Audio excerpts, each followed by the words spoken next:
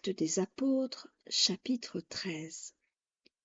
Il y avait dans l'église d'Antioche des prophètes et des docteurs, Barnabas, Siméon appelé Niger, Lucius de Cyrène, Manaën, qui avait été élevé avec Hérode le tétrarque, et Saul.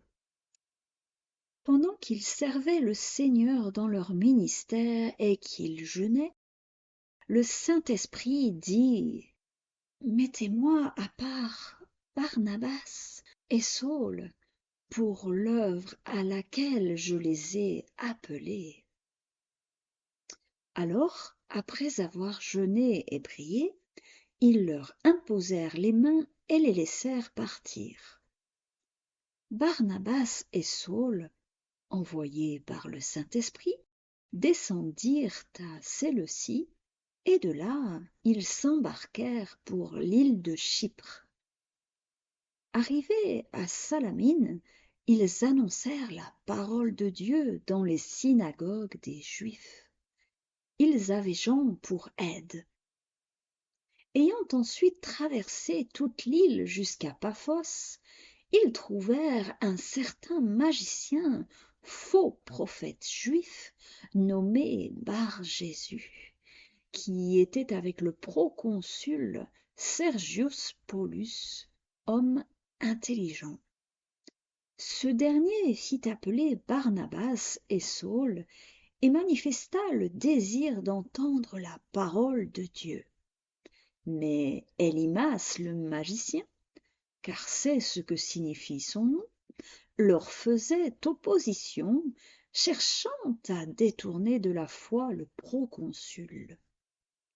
Alors Saul, appelé aussi Paul, rempli du Saint-Esprit, fixa les regards sur lui et dit: Homme plein de toute espèce de ruse et de fraude, fils du diable, ennemi de toute justice, ne cesseras-tu point de pervertir les voies droites du Seigneur?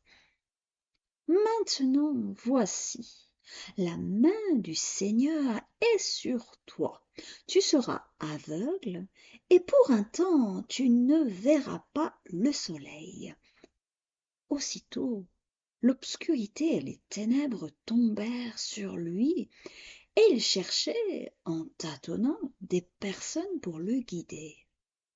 Alors le proconsul, voyant ce qui était arrivé, crut, étant frappé de la doctrine du Seigneur.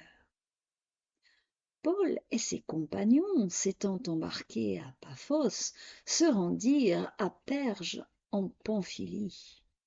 Jean se sépara d'eux et retourna à Jérusalem. De Perge, ils poursuivirent leur route et arrivèrent à Antioche de Pisidie. Étant entrés dans la synagogue le jour du sabbat, ils s'assirent. Après la lecture de la loi et des prophètes, les chefs de la synagogue leur envoyèrent dire: Hommes frères, si vous avez quelque exhortation à adresser au peuple, parlez. Paul se leva et, ayant fait signe de la main, il dit: Hommes israélites, et vous qui craignez Dieu, écoutez. Le Dieu de ce peuple d'Israël a choisi nos pères. Il mit ce peuple en honneur pendant son séjour au pays d'Égypte, et il l'en fit sortir par son bras puissant. Il les nourrit près de 40 ans dans le désert, et ayant détruit 7 nations au pays de Canaan, il leur en accorda le territoire comme propriété. Après cela, durant 450 ans environ, il leur donna des juges jusqu'au prophète Samuel. Ils demandèrent alors un roi, et Dieu leur donna pendant 40 ans Saül, fils de Kis, de la tribu de Benjamin. Puis, l'ayant rejeté, il leur suscita pour roi David, auquel il a rendu ce témoignage: J'ai trouvé David, fils d'Isaïe, homme selon mon cœur, qui accomplira toutes mes volontés. C'est de la postérité de David que Dieu, selon sa promesse, a suscité à Israël un sauveur qui est Jésus. Avant sa venue, Jean avait prêché le baptême de repentance à tout le peuple d'Israël. Et lorsque Jean achevait sa course, il disait: Je ne suis pas celui que vous pensez, mais voici, après moi vient celui des pieds duquel je ne suis pas digne de délier les souliers. Hommes frères, fils de la race d'Abraham, et vous qui craignez Dieu, c'est à vous que cette parole de salut a été envoyée. Car les habitants de Jérusalem et leurs chefs ont méconnu Jésus, et en le condamnant, ils ont accompli les paroles des prophètes qui se lisent chaque sabbat. Quoiqu'ils ne trouvassent en lui rien qui fût digne de mort, ils ont demandé à Pilate de le faire mourir. Et après qu'ils eurent accompli tout ce qui est écrit de lui, ils le descendirent de la croix et le déposèrent dans un sépulcre. Mais Dieu l'a ressuscité des morts. Il est apparu pendant plusieurs jours à ceux qui étaient montés avec lui de la Galilée à Jérusalem et qui sont maintenant ses témoins auprès du peuple.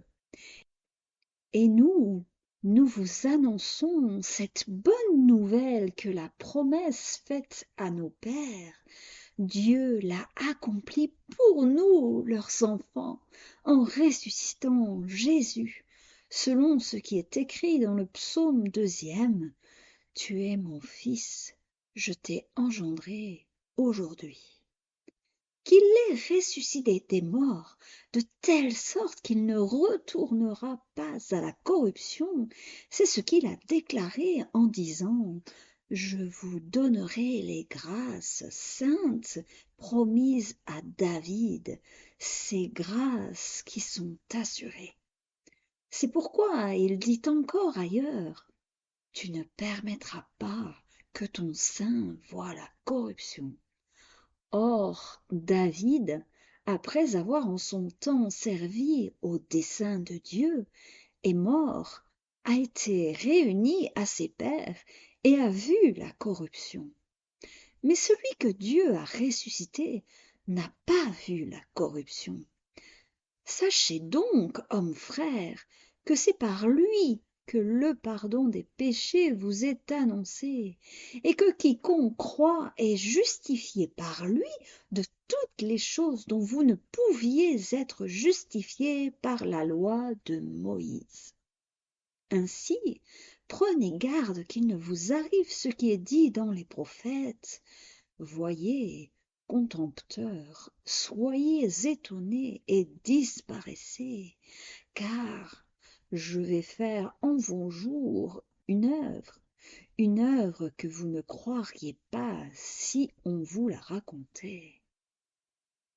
Lorsqu'ils sortirent, on les pria de parler le sabbat suivant sur les mêmes choses.